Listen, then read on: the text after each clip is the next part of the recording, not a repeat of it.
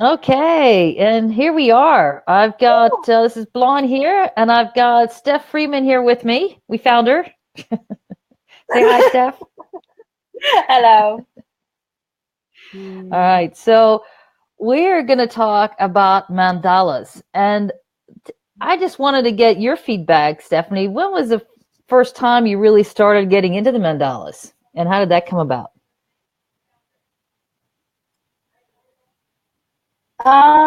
The first time was about 2017, and I have no idea. I just started drawing them.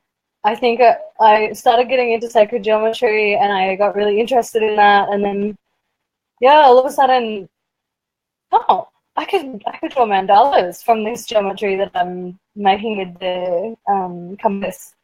Compass, yeah, compass. So yeah, it just kind of Yeah. happened, and I just kind of kept it going and kept going further into it. Yeah, cool. And tell us a little bit about the work that you just completed. You had a series of 12 mandalas, I believe, right? Yeah, I did 12 to get myself a new laptop. And it's actually now that that has finished, there's all this work that's just so ready and so exciting. And yeah, it just feels really, really big. There's some really, really awesome stuff in the pipeline from doing that, from setting myself a frame. Yeah. Yeah, just to have a framework to be like, I'm going to do this many, and it's going to do this and da da da. So yeah, it's been awesome. Yeah, and one of which I did at the Vortex. Probably I about in the love that middle of one. the project I did it It's in the your Vortex. Yeah. yeah, your thing isn't showing is that one is We do. available. Is there a way to convince I should have put dibs on that earlier. We lost Stephanie. Steph, jump back in. There she goes. All right. Let's give her 1 minute to jump back in. Let's see if we can get a clear connection. Oh, there she is. Okay. Is there any way you can get closer to a window or something? What do we need to get a better connection here?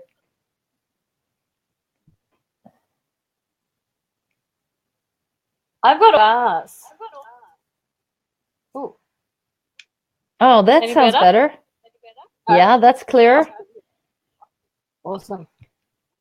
Yeah, you're a little bright white, but Closer to that's all the right. You don't look very tan anymore. right. You lost your tan with the light. Damn it. Yeah. Yeah. It looks I still there we go. oh, well. So on that mandala, it is I'm planning on the Rainbow Serpent, but it is potentially available.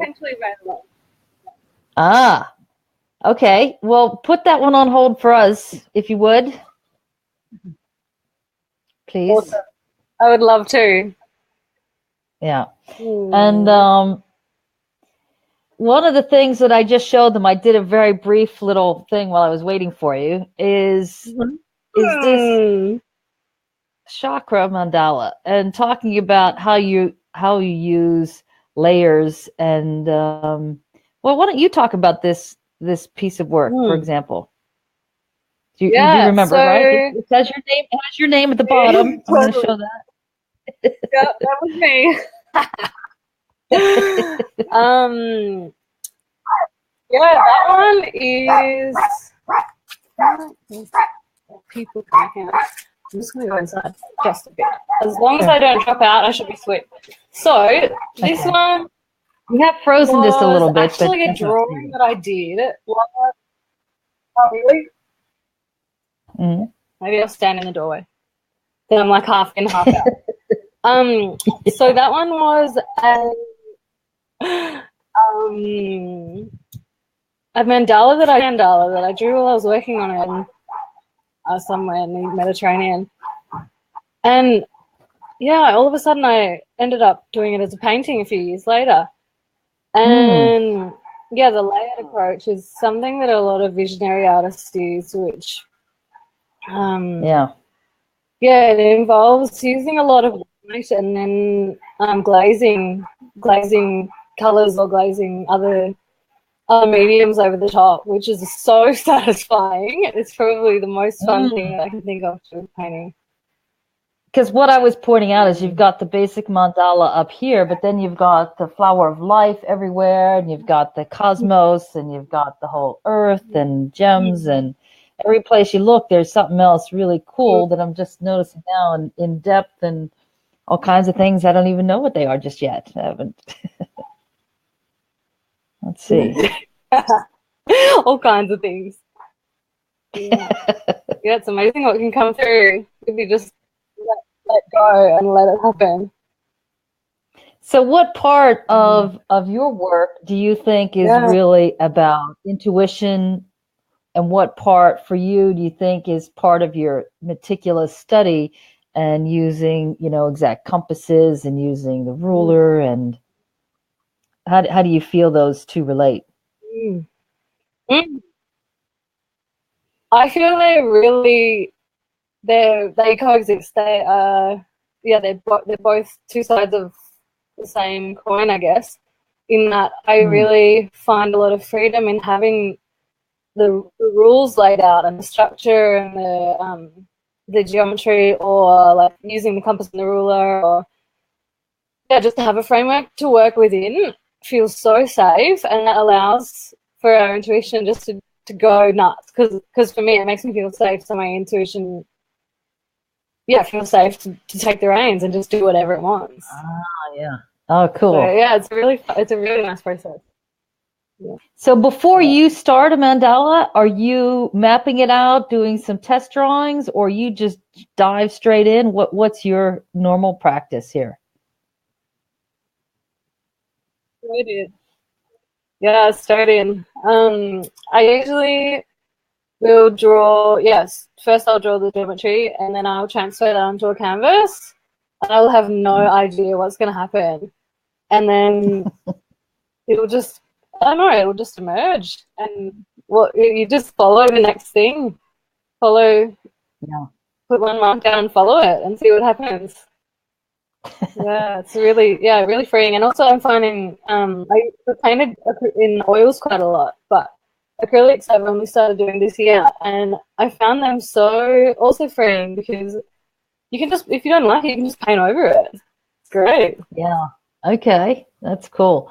And what you've been on this mission to do all these sacred mandalas and sacred drawing in different sacred spots all over Tassie. How did that come about? Well, I have only done one so far, so only at the vortex yet, but I'm going to do some more at some point.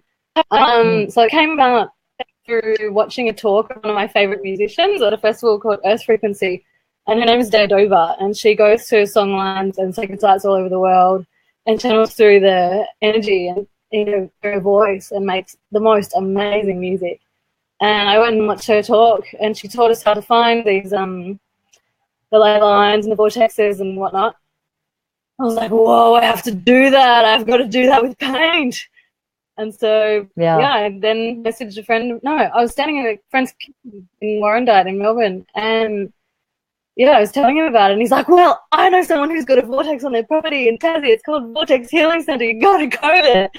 And so that was that. That's great. That's great. It was magical.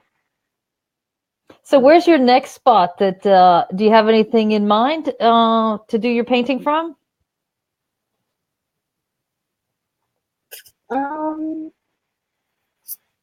don't know. I asked a Tasmanian Aboriginal friend of mine. I asked a Tasmanian Aboriginal friend of mine, and she was telling me, oh no, I asked her to tell me if I could, and I asked her permission, and she said that she was still feeling into it and would get back to me. So I'm not sure yet, but I'm just gonna just see what happens and see what it takes. Have you considered doing a drawing from the top of Mount Wellington? No, that's a great idea. Ooh. Yeah, you'd have to temperature-wise. That would be the True. biggest challenge, I would Do it think. in high summer. Oh, that'd be beautiful. I have Yeah. to do that. I've got 2 more months here. Yeah. I'm gonna do it. Yeah. Yeah, and let me know. I have some friends who live nearby and along Ridgeway that could take you to some really special spots if you'd like. Awesome. Oh, I will. Awesome. Yeah, great. Well, listen, you're a tad frozen here, here, Stephanie, but you're not frozen when you do your drawing, and you're like, oh, look at but it's pretty funny actually. But but anyway, that's all the fun of live connections. Anyway, we've got Stephanie coming in January 13th and 14th for an amazing weekend where you can actually practice your own mandala art under her supervision. And she's going to guide each and every one of you on how to bring out exactly that connectivity to your creativity and using the skill and technique of how to create the structure and the framework for making your own mandalas. So it's going to be a blast. And I'm hoping that if you're around or can get to Tassie, that you pop in and have some fun with us here.